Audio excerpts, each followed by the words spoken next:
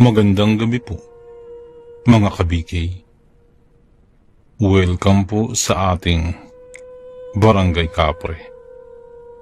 Ako po muli, si Boy Kapre. At isa na naman pong kwento na mula sa tunay na pangyayari ang ating ibabahagi. Simulan natin. Hindi ko maiwasang mapakanutno habang tinatahak ang baku-bakong kalsadang yun papunta sa Barrio Mansita. May kalayuan na ang binabiyahe ko mula sa syudad dahil sa pagsunod sa nobya kong si Ara na nauna na sa nasabing baryo para mag-volunteer bilang pansamantalang guro. Lubak-lubak ang kalsada habang walang kasing tahimik ang kalsada. Animoy na daanan ng matinding bagyo ang nasabing lugar. Naisip ko tuloy itanong sa aking sarili kung ano ba ang nangyari sa lugar na yun at kalunos-lunos yata ang itsura ng lugar. Nagpasya akong ihinto ang minamanehong kotse at bumaba. Tila dinaanan ng El Nino ang lugar sa sobrang pagkatuyo ng lupa. Maging ang punong kahoy ay halos walang natira. Napalingon-lingon ako sa paligid. Wala akong makitang residente. Nasaan ba ang mga tao rito? Wala naman akong nakikitang balita o naririnig tungkol sa lugar na ito. Pailing-iling akong hinugot ko ang aking cellphone sa bulsa at sinubukang tawagan ang aking nobya. Para lang tahimik na mapamura nang mapagtantong walang signal sa buong lugar. Dati na akong nakapunta rito. Meron naman signal dito dati. Ngayon lang talaga naging kakaiba ang buong lugar na animoy mahal na araw sa sobrang tahimik. Minaneho ko na lang muli ang aking kotse papasok sa malaking arkong iyon kung saan naroon ang baryong nakatakda kong puntahan. Baka nag-aantay na sina Ara at ang iba pa naming kasamahan. May dala pa naman akong pahabol naming supplies at mga pagkain dahil sa makalawa pa kami uuwi ng Maynila. Hindi ko alam kung bakit biglang naging kakaiba ang aking kutob sa tinatahak kong daan. Basta't ang napapansin ko lamang, papadilim na ang langit at papalamig ang hangin na parabang nagbabadya ng pag-ulan. Ilang kilometro pa ang layo ng itinakbo ng aking kotse hanggang sa makarating ako sa baryo. Nakita kong unang bumungad sa kotse ang nag-aalalang mukha ni Ara at mukhang kanina pa nakatayo sa malaking tarangkahan. Mabilis niya akong niyakap matapos kong ihimpin ang kotse at nagngitian kaming dalawa. Hindi ko alam kung bakit. Parang balisa siya. Pero alam kong napalis yun nang dumating ako. Magkasama kaming naglalakad papunta sa kamalig na ipinagamit ng kapitan sa amin para tulugan sa gabi. Dahil nakikita ko pa ang pamumutla ni Ara, tinanong ko na siya kung ano bang nangyari. Sabi niya, naglalakad raw siya kanina nang halos himatayin siya sa takot dahil biglang may maliit na kamay na pumulupot sa kanyang braso at hinila siya patungo sa matataas na talahib. Naisip niyang humingi na sana ng tulong nang maagap siyang pigilan ng humila sa kanya na walang iba kundi si Kaya, ang isa sa mababait na katutubong tinuturuan niyang gumuhit. Suminyas ang bata na huwag siyang maingay, kaya naman tanging tango lamang ang naitugon niya rito. Ayon kay Ara, pinaalis siya ni Kaya sa lugar nito dahil ayaw niya umano itong mapahamak. Masyadong mabait si Ara para patayin daw ng katutubo. Kaya naman natakot at nabalisa rin siya hanggang sa makarating na nga ako. Natanong ko kay Ara kung bakit pinaalis kami ni Kaya. Kung anong dahilan at posible daw kaming mapahamak. Ayon pa kay Ara, mga aswang daw ang mga katutumang nakatira sa lugar na ito. Baka nga daw magbago ng anyo ang mga tao doon mamaya dahil maliwanag ang buwan. Nang marinig nga namin na may napasigaw na, nagkatinginan kami ni Ara. Dali-dali kaming sumilip para lang masindak na 3 sa aming mga kasamaan ang nilalantakan na sa labas at walang buhay na nakahandusay sa lupa. Napaiyak ang aking nobya kung kaya't inalu-alo ko siya at mahigpit na niyakap at saka inihanda ko ang aking baril. Lakad, takbo, yun ang ginawa naming dalawa. Kalat na ang kadiliman sa buong lugar kung kaya't dire-diretso ang pagtakbo namin. Iniwasan ko ang mapalingon-lingon sa paligid sa takot na makakita ng kakaibang nilalang na nagtatago sa dilim na maaaring humablot sa amin. Lumibot kami sa harap at nagpasalamat nang makita ko ang susi ng aking kotse. Inutusan ko si Ara na huwag hihinto sa pagtakbo kapag malapit na kami sa kotse at kailangan naming bilisan ang kilos. Oras na makalayo na kami sa lugar nito ay hindi naman na kami kayang sundan pa ng mga aswang. Nagkalat ang mga lamang loob at dugo samantalang hayok naman na pinaglalamon at pinasak sa bibig ng mga aswang ang bawat parte ng taong nahablot nila. Umagulgol si Ara at sinabing patay na daw ang lahat ng aming mga kasamaan. Mas mabuti pa yung umalis na daw kami sa lugar na yun. Tumango ako at gumapang papalapit sa kinaroroonan ng kotse.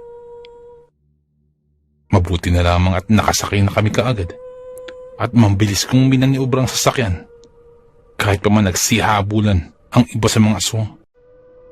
Takot na napasigaw si Ara sa tuwing tatangkain kong sasagasaan ang ilan sa mga aswang. Nasa kalilitaan na kami ng pagbabiyahe nang mapasobsob sa harapan ng kotse dahil sa biglaan kong pagpreno. Tingin ko kasi ay may nasagasaan ako. Namutla sa sobrang takot si Ara at pinggilan ako nang magpaalam ako sa kanya at sabihing sisilipin ko lamang kung ano ang nasagasaan ko. Para makasiguro, dinampot ko ang baril na sa tuwing na idala ko sa pagbabiyahe. Abot-abot ang kaba sa dibdib ko habang nilalapitan ang lalaking yun na napakahaba naman ng buhok. Habang papalapit ako, ay papabangon na ito. Tila ako nang hilakbot nang makita ang itsura nito paglingon. Mahaba ang buhok at may balbas. May malaking pilat sa mukha. At mas kalado ang pangangatawan. Itinas nito ang 2 kamay. Tanda ng pagsuko sa akin. Sabi ng lalaki, ay hindi daw siya kalaban. At hindi din daw dapat kami naririto. Matagal ng panahon na pinangumugaran ng aswang ang lugar na ito. Kaya naman ipinagbabawal na ang mga taong kagaya namin na magpunta sa lugar na ito. Isinusumpa akong kinontrata kami ng kapitan para turuan ng pagbasa at pagsulat ng mga katutubok. Umiling ang lalaki at sinabing niloloko lang kami ng kapitan. Walang katotohanan ang lahat ng bagay na sinabi sa amin ni kapitan. Marahil ay ginawa nilang daw ito para ipakain kami sa kanyang mga tauhan. Hindi ako nakapagsalita at basta na lamang napahilamos ng mukha. Kung ganun, ay nalinlang kami para pagpiestahan ng mga aswang sa loob ng baryo. Ayon sa lalaki, Ituturo niya ang daan palabas at kinakailangan naming makalayo sa lugar na ito. Habang nakikinig ako sa mga sinasabi ng lalaki, ay hindi ko maiwasang kabahan at matakot para sa mangyayari sa amin. Ayon pa sa lalaki, hahaluan namin ang pakikipaglaban ang pag-alis namin sa lugar na ito dahil masyado raw mababangis ang mga aswang na naninirahan dito. Kailangan namin magpunta muna sa kanyang bahay para kumuha ng mga bagay na pangontra. Gusto kong mamangha ng malamang matagal nang nakatira rito si Mang Lucas. Siya ang lalaking nasa gasaan namin at ngayon ay tutulungan kaming kumuha ng mga pangontra laban sa aswang. Iniawang niya ang pinto na hindi naman kaagad naming napansin. Sa tingin ko ay walang kuryente at sadlak sa hirap ang lugar na ito. Yun nga lamang, baka naman inasanay na siya dahil sa tagal na niyang nakatira rito. Inilabas ni Mang Lucas ang maliit na susi at inilawan ng saig na gawa sa kawayan. May korteng parasukat doon na may kandado. Binuksan niya yun at namangha kami ni Ara nang malaman naming daanan pala yun patungo sa ilalim ng lupa. Parang meron silang hinukay para dito. Nakasunod lang kami kay Mang Lucas hanggang sa tuluyan na kaming makababa sa makipot na hagdan. Isinarado ng matanda ang maliit na daanan bago lumapit sa isang nakahandang gasera. Pagkabukas nun ay nagliwanag ang silid ng lugar na yun. Lumapit ang lalaki sa isang parte ng dingding at meron pa itong hinanap dun. Maya-maya pa, naglabas ito ng parang mga kahon na naglalaman ng baril. Hindi lang isa, ngunit maraming baril. Mukhang matagal na nila itong ginagamit. Bumaling siya sa amin at sinabing makakalabas lang daw kami sa lugar na to kung makikipaglaban kami sa aswang. Hindi raw kasi mga ordinaryong aswang lang ang naninirahan sa lugar na to. Ayon sa kanya, ritual ang dahilan kung bakit sila naging aswang. Isa raw kasi sa mga katutubo ang nasilaw sa pag-aaral ng itim na mahika. Gusto niyang buhayin ang mga patay.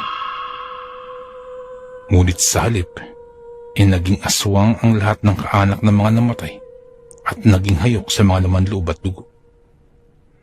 Mula daw nun, naging bahagi na ng kwentong katatakutan ang lugar na ito. Lahat ng naliligaw dito ay hindi na nakakalabas pa. At iyon ay dahil sa panlilin lang nila gamit ang pakikipagkaibigan. Ang pagkukunwari para lang makahatak ng biktima. Nilingon ko si Ara nang matulala siya sa kamuling nakabawi at nagsalita. Sabi ni Ara, may napansin siyang kakaiba kanina. Pero hindi niyang magawang sabihan si Kapitan. Natatakot siya na baka kung ano ang mangyari kung gagawin yun. Nagpapasalamat lang si Ara na binalaan siya kanina ni Kaya para iligtas ang sarili sa tiyak na kapamakan. Noon din ay binigyan kami ni Mang Lucas ng iilang armas na gagamitin. May iba pang ruta na naman siyang tinuro at binigyan kami ng susi dahil hindi na daw kami pwedeng bumalik sa aming kinaroroonan. Sa ilang beses na daw na may pinatakas si Mang Lucas, ay palagi silang napapabayaan. Kaya naman titiyak niyang makakalis kami ng buhay sa lugar na to upang ipaalam sa mga pulis ang mga nangyayari. Habang papalabas, alerto ang mga mata naming tatlo. Bakas ang pangangamba sa mga mata ni Ara, samantalang hindi ko naman maiwasang huwag mabalisa. Mas bumilib ako kay Mang Lucas na hindi man lamang kababaksan ng takot ang mukha.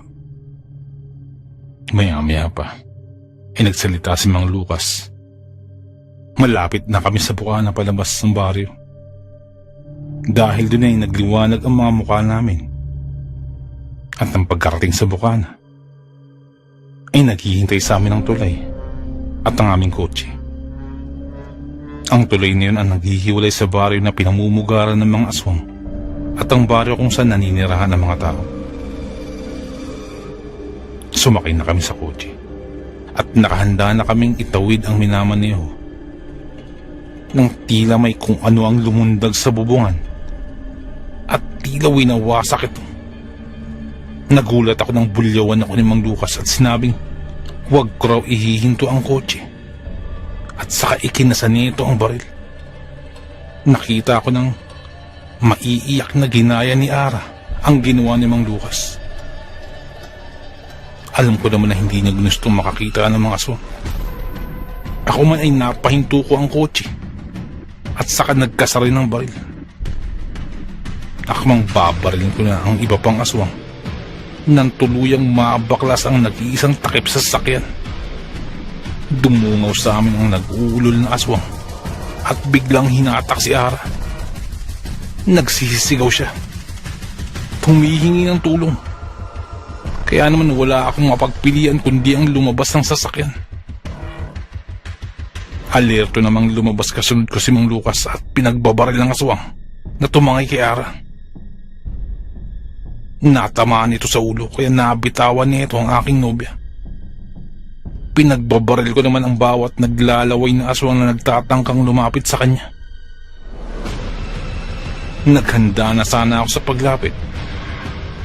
Pero isa na namang aswang ang nanlisik ang mga matang humarang sa aking dinaraanan. Sumingasan ito na parabang mabangis na hayop. At saka lumundag-lundag na parabang ipinakikita niyang wala kaming laban sa kanya. Tumakbo ito palapit sa akin. Napapikit ako sa pag-aakalang magiging katapusan ko na sa mga oras na yun. Nang ihumang na ng aswang ang kanyang mahahabang kuko para butasin ang aking makalamnan. Ngunit mas naging mabilis ang kilos ni Mang Lucas. Naiharang niya ang kanyang sarili para sa akin. Kung kaya't sa katawan niya bumaon ang mahahabang kuko ng aswang. Gulat na sinaloko ang katawan ng lalaki. Kay bilis ng inig at nang hihinang tumitig sa akin. Nang bumuluwak ang dugo mula sa sugat ni Mang Lucas. May alam kong katapusan na niya. Ngunit bago pa man panawan ng ulirat si Mang Lucas, inagbilin siyang kailangan naming makaalis sa lugar nito. Baliwala na rin naman ang buhay niya dahil sa lugar na yun namatay ang kanyang pamilya. Kailangan lang daw namin makatawid para mailigtas ang aming mga buhay. Labag man sa aming kalooban, isinunod namin ni Ara ang kanyang utos. Nagtatakbo kami. Tumakbo kami palayo sa lugar niyon. Habang si Mang Lucas ay binubuwis ang kanyang buhay. Nang malapit ng magpukang liwayway, saka ko pa lamang natiyak ang kaligtasan namin. Isinuplong namin ang nangyari sa mga pulis. At lahat ay hindi makapaniwala na sa dinami-dami ng mga nakapasok sa lugar niyon, ay kami pa lamang daw ang kauna-unahang nakauwi ng buhay.